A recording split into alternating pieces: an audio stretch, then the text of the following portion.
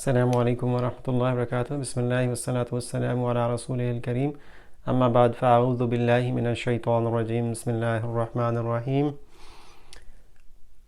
کفارہ سے ہم نے کچھ فعل بنائے تھے اور ان کی ہم نے فعل ماضی اور فعل مضارع کی گردانیں بھی ہم نے دیکھ لی ہیں۔ اب ہم اسم کی طرف چلتے ہیں۔ تو اسم کون کون سے ہیں جو زیادہ استعمال ہوئے ہیں؟ اس میں کافرون ہے اور کفرون ہے۔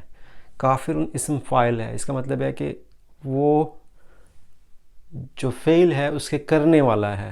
کافر جو ہوگا وہ اس کفر کا کرنے والا ہے، تو اس کو ہم کافرون کہیں گے۔ کافرون واحد ہے اور رفع کی حالت میں ہے کافرون۔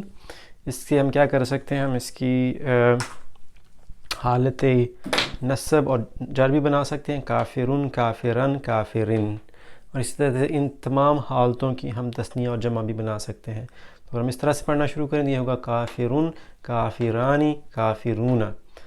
اس نصب کی حالت کافرن، کافرینی، رینی، ٹھیک ہے، کافرینی اور کافرین۔ اور جو حالت جہر ہے اس کی بھی نصبی تثنیہ اور جمع کی حالتیں وہی ہیں، اور جر کی حالت جو ہوگی وہ کافرن ہوگی۔ تو کافرن، کافرانی، کافرون، کافرن، کافرین، کافرین، کافرن، کافرین، کافرین۔ ایک چیز اور یاد رکھ لیں یہاں پہ کہ جو کافرون ہے، کافرون جمع، اسی لیے اسی طرح سے کفار بھی استعمال کرتے ہیں جمع کے لیے۔ تو کافرون کی جمع کفار بھی ہو سکتی ہے اور کافرون بھی ہو سکتی ہے۔ اور جب ہم کفارن کہیں گے تو اس کے آگے سے ان کی نسبی حالتیں بھی ہو سکتی ہیں، یعنی کفارن، کفارن اور کفارن،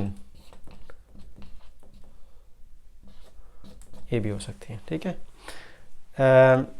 اگر ہم اس کی مونس بنائیں تو یہ کافرتن ہو جائے گا، یہ کافرتن، کافرتن، کافرتن، اور اسی طرح سے پھر اس کے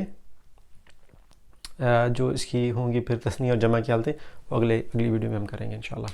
جزاکم اللہ خیر۔ السلام علیکم ورحمۃ اللہ وبرکاتہ۔